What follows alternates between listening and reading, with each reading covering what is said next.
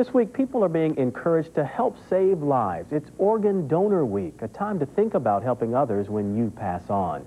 News on 6 reporter Shay Garrison talked with a young man who was a prime example of how important donating organs can be. Here, I'll do the glass one, you do the plastic. It's dinner time at Chuck and Sara Stophel's house. Well, the knife goes on that side. The kids help set the table, and life carries on as if nothing has ever happened. But a few years ago, at age 28, Chuck found out his heart was failing and started searching for a donor. To sit back and think 5 years ago that I was sitting at St. Francis not knowing, what He'd ever leave, yeah. Really. I mean, we had no idea at that point. And to now be at a place where I'm living a normal life.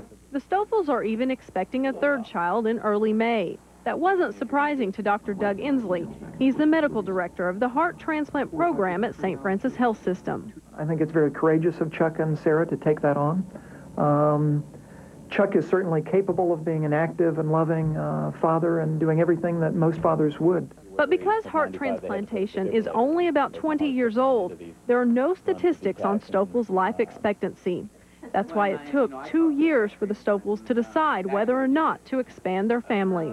It took us that time to decide that we were not going to go with the world statistics. We were going to go with what we felt in our hearts.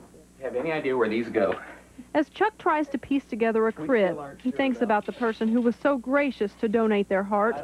He's a living example of how one organ donor, one person with a good heart, saved a life. Shay Garrison, the News on 6.